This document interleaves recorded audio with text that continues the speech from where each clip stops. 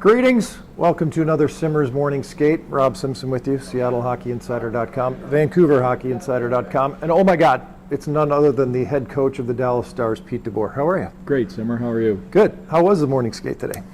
Morning skate was good, smooth. We had a day off yesterday, so guys were jumping. Good. By the way, you're probably more famous for being a 1988 high 12th round draft pick of the Toronto Maple Leafs.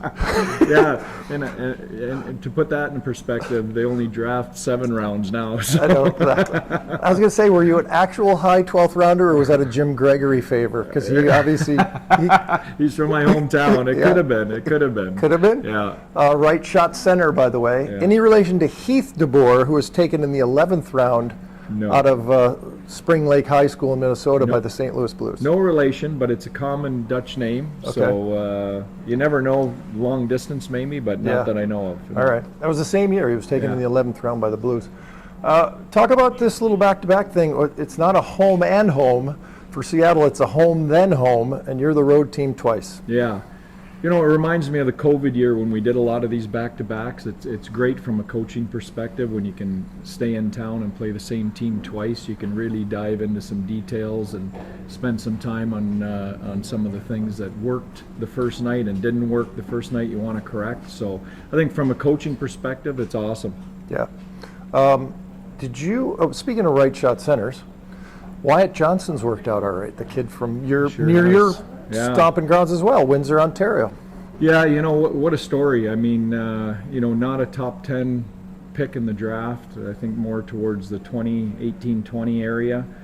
Usually those guys take 4 or 5 years of development before they come in, but this kid has fast-tracked. Everything we've thrown at him, he's handled. It's been exceptional, and he just keeps getting better. You know, we keep waiting for him to hit the wall or for, you know, the league to catch up to him, and it hasn't yet. He keeps getting better every night. He's going to be a special player. Right. Tyler Seguin's had some bad luck in his career injury-wise, and this time he gets cut a little bit. Is this just kind of a wait and see right now? He's obviously not available at the moment.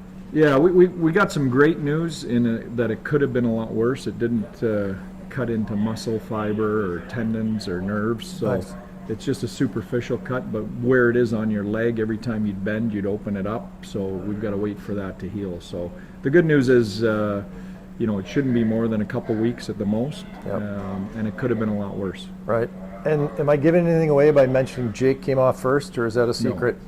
No, you're not giving anything away. I think everybody in the world probably knows we're starting Jake tonight after a day off. So.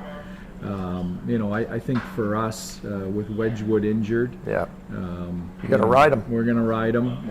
We'll make some decisions on the back-to-back because we want to look at some big picture stuff of not wearing him out. But for sure tonight he's starting. Among other things, do you think about home ice throughout the Western Conference playoffs? Yeah, you don't think about it as a coach. The first thing I think about is I want a ticket to the playoffs. Right. You know, I've gone to 2 Stanley Cup finals, New Jersey, San Jose.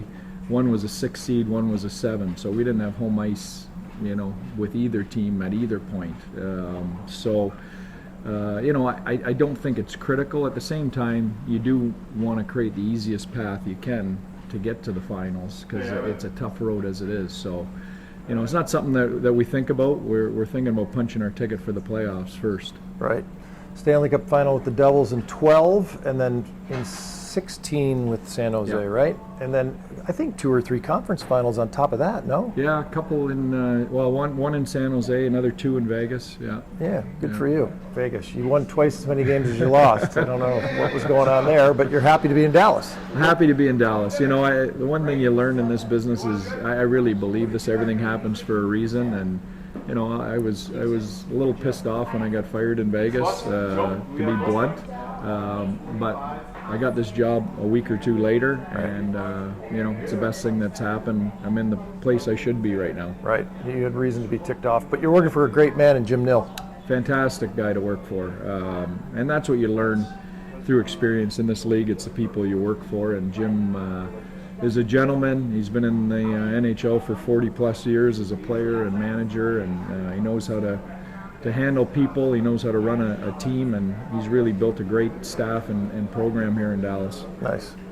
Pete DeBoer, head coach of the Dallas Stars. Always a pleasure. Thanks, Simmer. Good luck down the road. Thank Simmer's you. Morning Skate with Pete, Dallas Stars, and the Seattle Kraken on a Monday night.